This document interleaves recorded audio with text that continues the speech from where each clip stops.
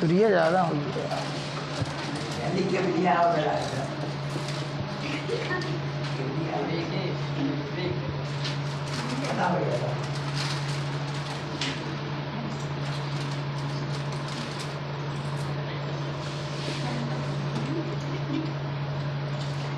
तो देखो chapter number आपका 11 है, ठीक है ना।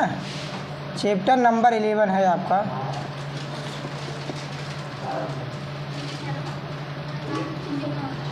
चैप्टर नंबर 11 है वृत्तों से संबंधित क्षेत्रफल, ठीक है ना। वृत्तों से संबंधित क्षेत्रफल। तो यहाँ पर जो ये चैप्टर नंबर 11 है वृत्तों से संबंधित क्षेत्रफल, यानी कि वृत्त का हमें क्षेत्रफल ज्ञात करना है, ठीक है ना। तो जो वृत्त का क्षेत्रफल ज्ञात करना है, तो वृत्त का क्षेत्रफल ज्ञात करने से पहले ये जानना जरूरी है कि वृत्त क्या होता है, ठीक है ना। तो वृत्त क्या होता है देख लो। जैसे वृत्त के बारे में आप लोग जानते हो कि वृत्त जैसे कहने मतलब हम खींच देते हैं, ये आपका वृत्त हो गया। तो इसको कैसे आप डिफाइन करोगे, कैसे परिभाषित करोगे, ठीक है ना।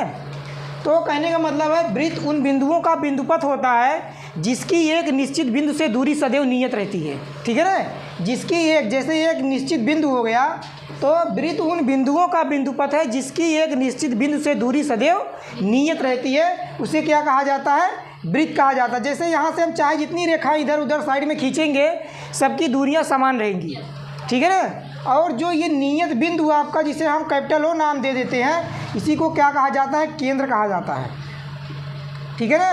और यहाँ से जो यहाँ तक जो पूरी डिस्टेंस होती है उसे क्या कहा जाता है, उसे त्रिज्या कहा जाता है, ठीक।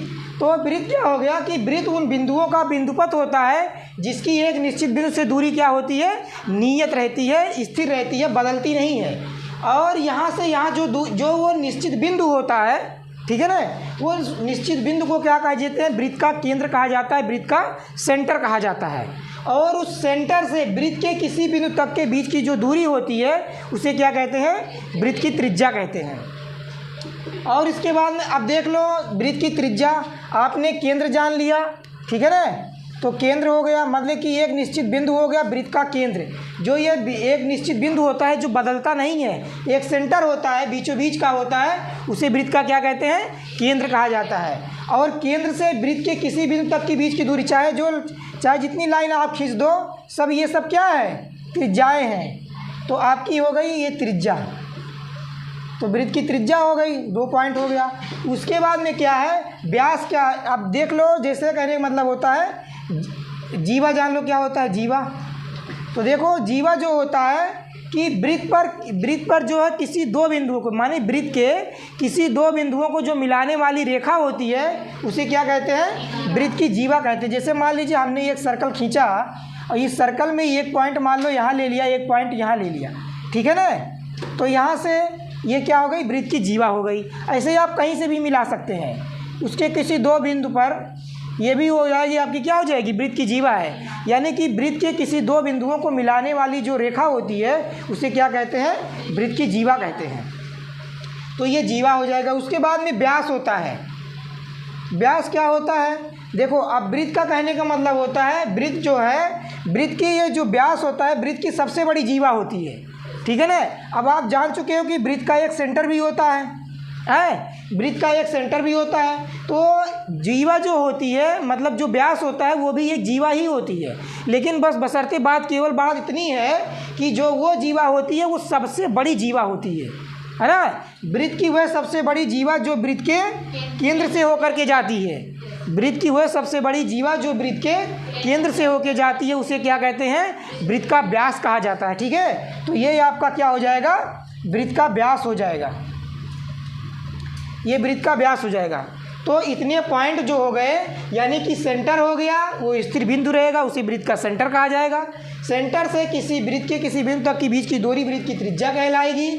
और वृत्त के किसी 2 बिंदुओं को मिलाने वाली रेखा वृत्त की जीवा कहलाएगी। और जो व्यास होता है वो वृत्त की सबसे बड़ी जीवा होती है जो वृत्त के केंद्र से होकर के जाती है, उसे वृत्त का क्या कहते हैं, व्यास कहते हैं।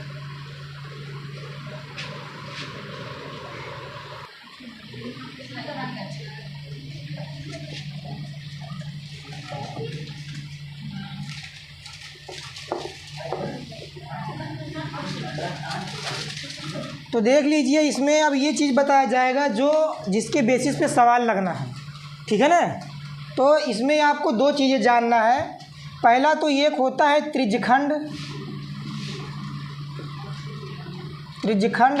और दूसरा जानना है वृत्तखंड। त्रिज्यखंड और वृत्तखंड, ठीक है ना, दोनों चीज़ों को जानना है, दोनों होते क्या हैं, त्रिज्यखंड और वृत्तखंड। तो देख लो, पहले जब ये के मतलब कहने का मतलब ये है, जब हम एक सर्किल खींच देते हैं, ये आपका सर्किल हो गया, वृत्त हो गया।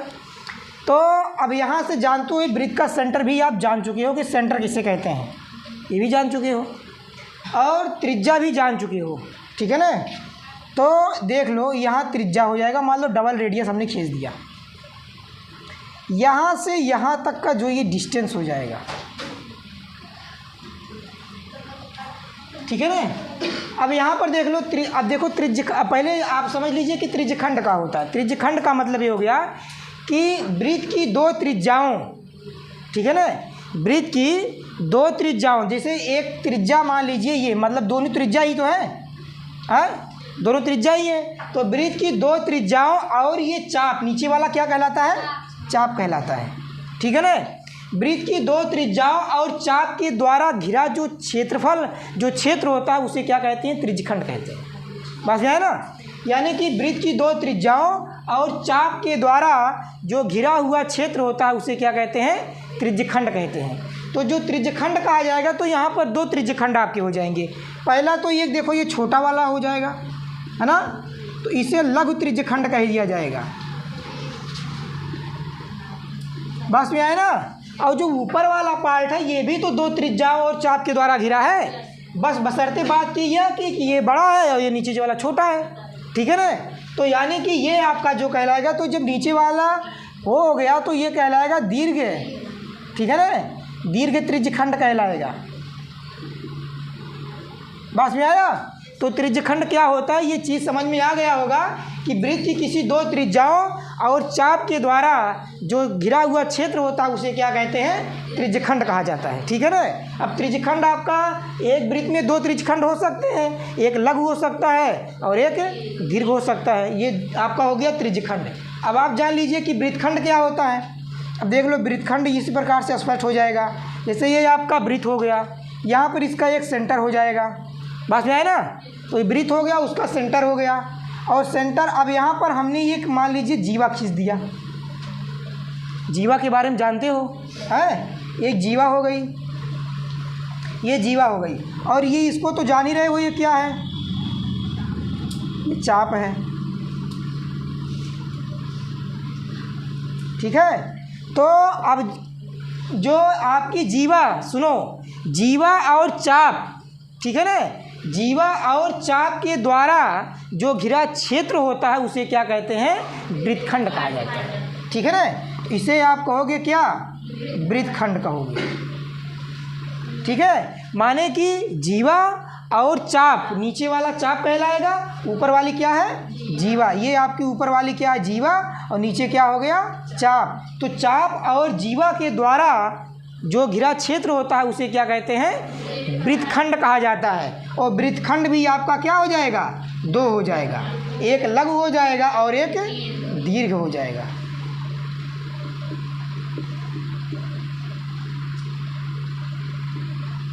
ठीक है ना। तो आपका एक दीर्घ वृत्तखंड हो जाएगा और एक लघु वृत्तखंड हो जाएगा।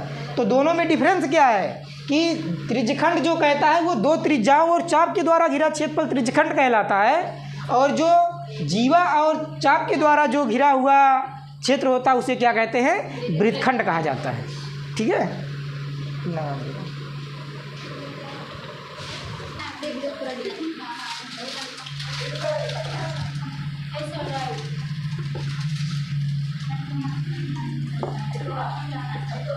देख लीजिए, अब आपको सूत्र बताया जा रहा है, ठीक है ना, जो सूत्र आपका जो है सवाल में लगना है। पहला सूत्र आपका क्या है कि वृत्त का क्षेत्रफल, वृत्त का क्षेत्रफल, वृत्त का क्षेत्रफल का सूत्र है पाई आर स्क्वायर। ठीक। फिर है दूसरा है आपका त्रिज्यखंड का क्षेत्रफल।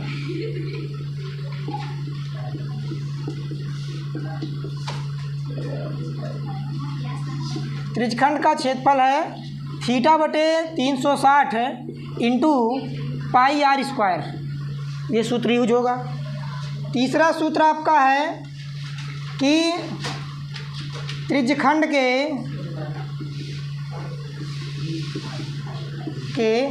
चाप की लंबाई यानी यल बराबर थीटा बटे 360 इंटू 2 पाई आर। अगला है चाप की लंबाई के रूप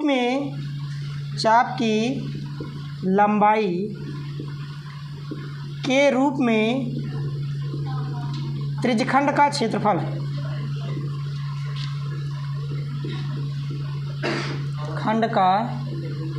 आपका हो जाएगा 1/2 यल इंटू आर। ठीक है, तो ये 4 सूत्र हैं, इसी सूत्र पे पूरा चैप्टर चलेगा। ठीक है, तो ये 4 सूत्र आपको क्या है, याद भी कर लेना है और याद होने के साथ साथ इसका यूज़ सवाल लगाने में किया जाएगा। ठीक है, तो ये सूत्र याद होना चाहिए। और ये बात मैं कहना चाहता हूँ कि जो चैनल को ज़्यादा से ज़्यादा लोग सब्सक्राइब किया करो। ठीक है ना, चैनल को सब्सक्राइब करते नहीं हो आप लोग। ठीक, तो चैनल को ज़्यादा से ज़्यादा सब्सक्राइब करो और अपने दोस्तों के साथ शेयर करो, ताकि ज़्यादा से ज़्यादा देखो, चैनल सब्सक्राइब करोगे तो थोड़ा सा हमको भी अच्छा लगेगा। ठीक है ना, उससे क्या होता है कि उससे मोटिवेशन मिलता है कि पढ़ाया हुआ जो पढ़ाया जा रहा है वो कुछ बच्चों को समझ में आ रहा है कि नहीं समझ में आ रहा। ठीक है ना, तो उससे एक प्रकार से इंडिकेशन मिल जाता है, सूचना मिल जाती है, जिससे क्या है कि किसी काम को करने में थोड़ा अच्छा लगता है, मनोबल बढ़ता है। उससे ज़्यादा से ज़्यादा जब चैनल सब्सक्राइब करोगे तो उसी प्रकार से रिजल्ट मिलेगा, तो थोड़ा अच्छा लगता है। ठीक, तो ज़्यादा से ज़्यादा आप लोग जो है अपने दोस्तों के साथ जो है चैनल को ज़्यादा से ज़्यादा शेयर करो और सब्सक्राइब करो।